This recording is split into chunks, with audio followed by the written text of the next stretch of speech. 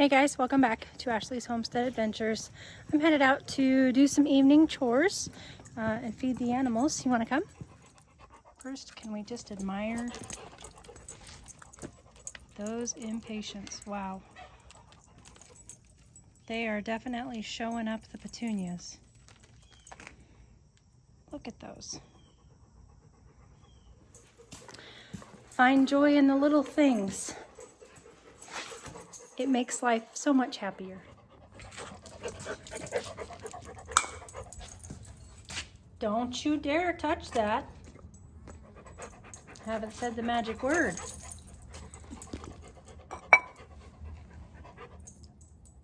Okay. I will take Rescue and Bossy's in when we're done doing the horses. The two old ladies decided to stay inside tonight, and that is quite all right. I will be happy to deliver their kibble to them in the house when I get done graining the horses. Okay, everybody's all made up here. Let's get them delivered. I'm coming, Grace. Don't get your knickers in a twist. I gotta take your fly mask off too.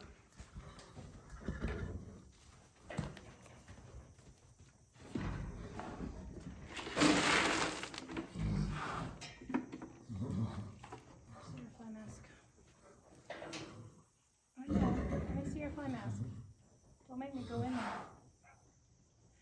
Come here, let me see your fly mask. Come here. Let me just take your mask off.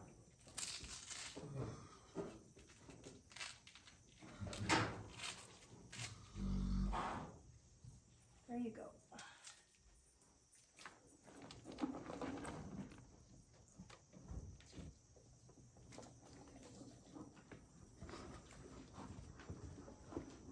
Go, buddy. I'll go get your additives too.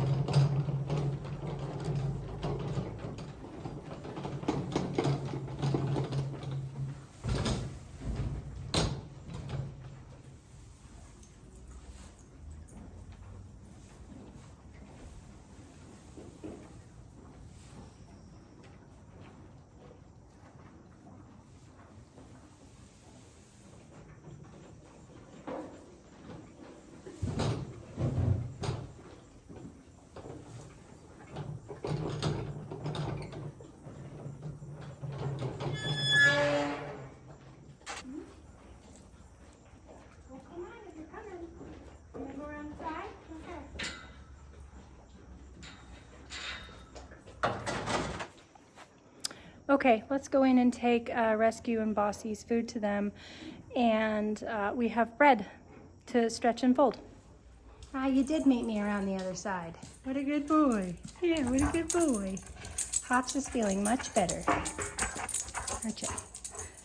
Thank you to those of you who sent up a prayer for Hops while he was injured or whatever it was that he had. We didn't ever really get to the bottom of it, but the anti-inflammatories and painkillers for a week seemed to help, and now he's off of the painkillers, and he's still on the antibiotics, but he's off of the painkillers and the anti-inflammatories, and he's doing better. So thank you for your prayers. Say thank you, Hops.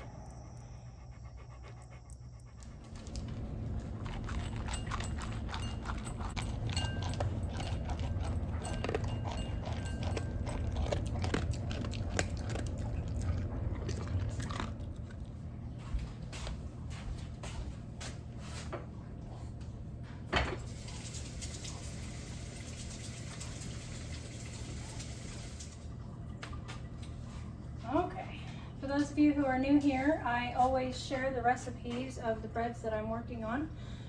We pretty much work on the same breads like over and over and over again, but I do have like I think 6 different breads that I do. So you get to see them in stages in my videos. So the first one that we're working on today is actually just my original sourdough.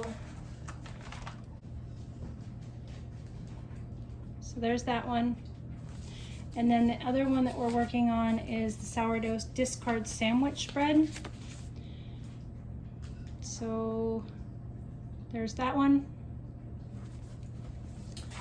And so I have 3 loaves of the original sourdough going. We're gonna stretch and fold those. And then the discard loaf is, got 2 minutes left for it to get shaped and put into a loaf pan. So basically we're on, this is gonna be the 4th stretch and fold for these 3 original sourdough loaves. And the first, or 4 out of 6 stretch and folds. And I make all exclusively sourdough bread. And I do share it with neighbors and friends and sell it at the farm stand.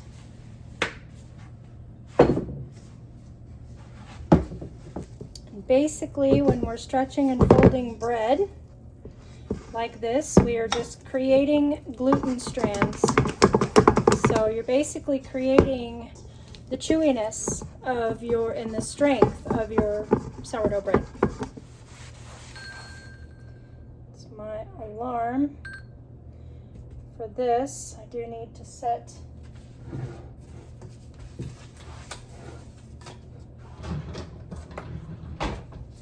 a 30-minute alarm for our next stretch and folds on our original sourdough.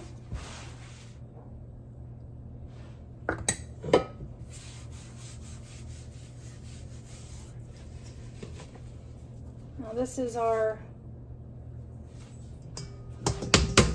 discard sandwich bread, and all discard means is it is just the discard from my sourdough when I feed my sourdough. I usually discard half, and I save the discard in the fridge, and that's what I use to make this loaf. So this loaf does have instant yeast in it.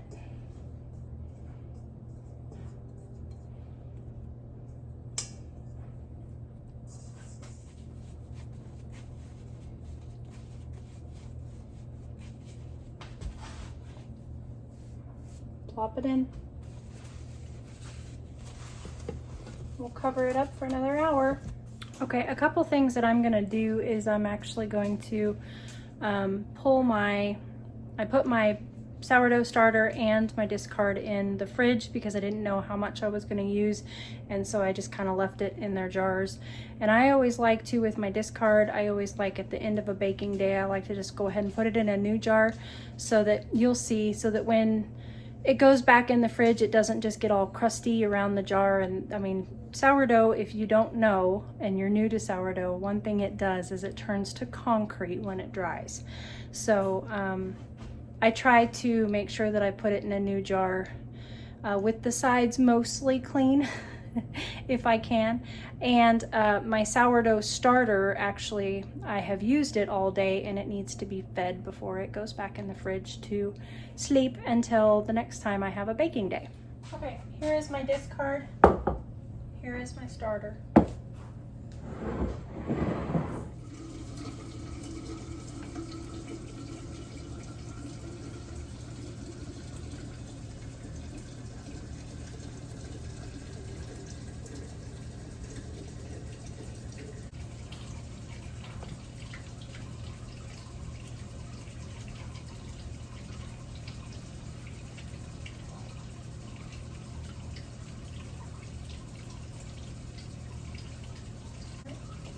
So I broke her down to 80 grams of starter. And you don't need that much starter. I just had that much starter started for baking, and it's fine because it'll just be discarded. But I broke it down to 80 grams. So So I'll feed it 80 grams of water. And then I'll feed it 80 grams of flour. At least half of that being wheat flour, so at least 40 grams in wheat flour.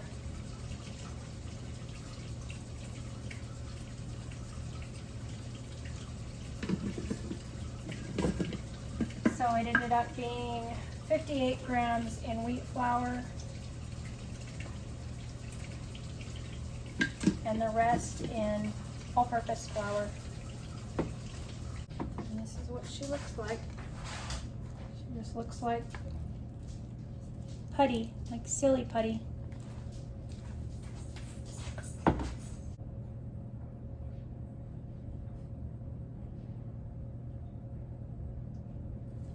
Put her in a jar. Put a rubber band on her, just so I can track her growth. That's it. The rubber band just tells me where she's at right now, and then I'll know when I go to get her, I'll know how much she's either risen, or if she's risen and then fallen, I'll be able to see how much she did rise before she started to fall, because the residue from rising will actually stick on the edge of the jar. And so she'll probably rise to like right here, and then she'll start to fall. That's my guess, judging from how she rose today on the counter when I fed her.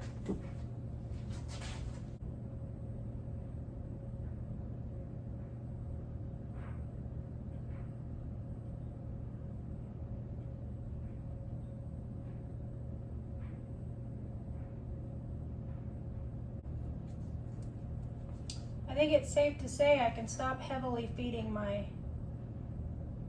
sourdough starter. I was building up my discard. I think I've done a good job of building up my discard, and I can slow down feeding my starter now. I think I made a mess. Darn it.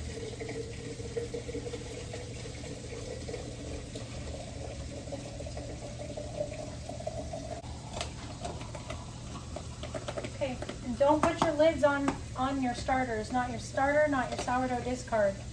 Do not put them on tight.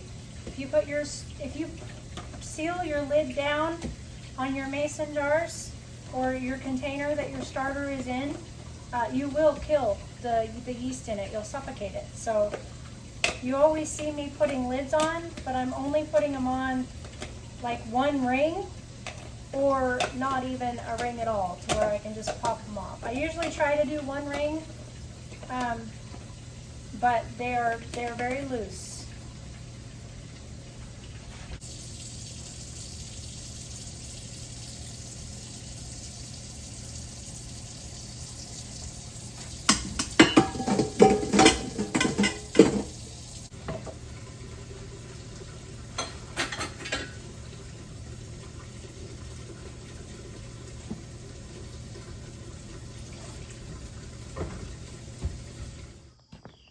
Okay, I've got a little bit of daylight left, so I'm gonna go and do some string trimming. But first I'm gonna let these silly girls that got on the wrong side of the fence back into the right side of the fence.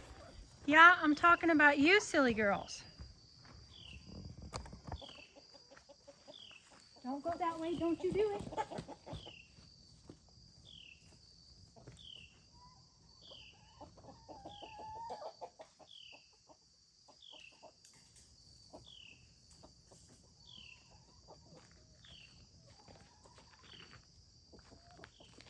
Thank you. That time, start thinking about going to bed, ladies.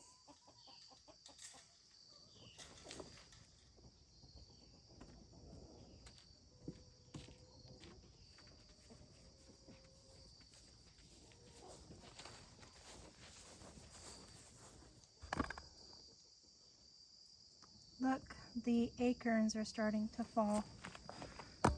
See them? The green ones?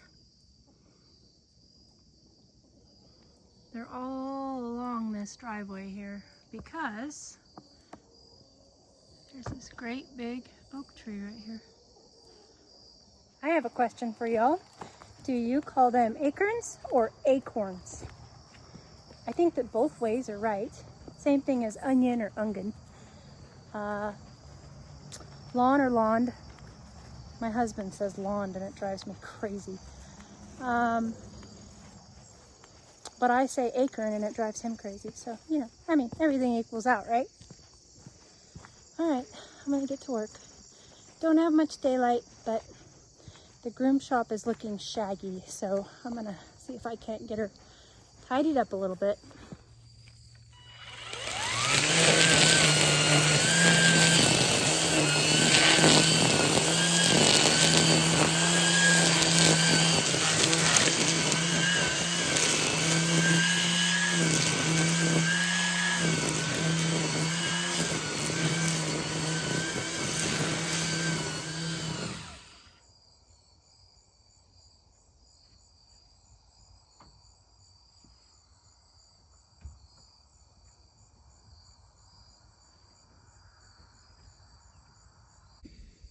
All right, that was easy. That looks much better. Look at who actually puts themselves to bed nowadays. These are my pullets and cockerels from my August 2nd hatch out. So these guys are 2.5 months old.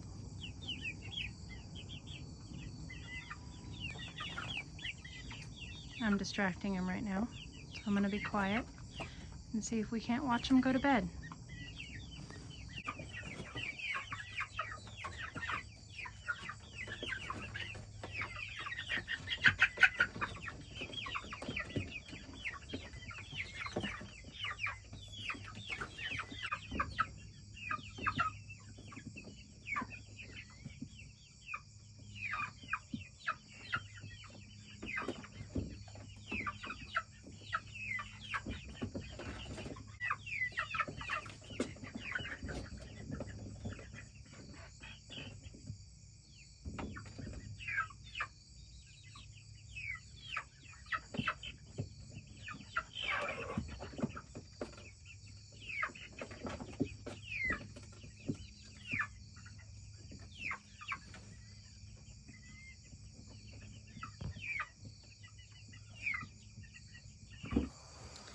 Their door is going to close in about 7 minutes. And it looks like everybody here is up besides my little special needs girl. So I will get her up. She's been pretty feisty about it the last couple nights, so we'll see if I can catch her. You ready to go in? Oh, hi. You decided to come out and be a part of the show too? This lady's like, I think I might have been in the wrong coop, but I'll go ahead and stay in here. Oh, come on. Come on, sister. Come on. Come on. Come on. Oh, I got you. I got you. I got you.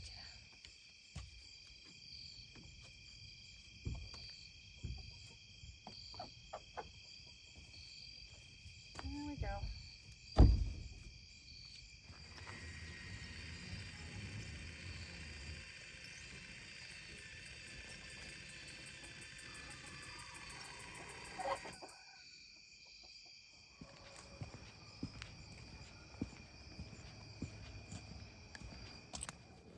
That's it for today, everybody. Just a few odds and ends and things that I'm doing around here on the homestead.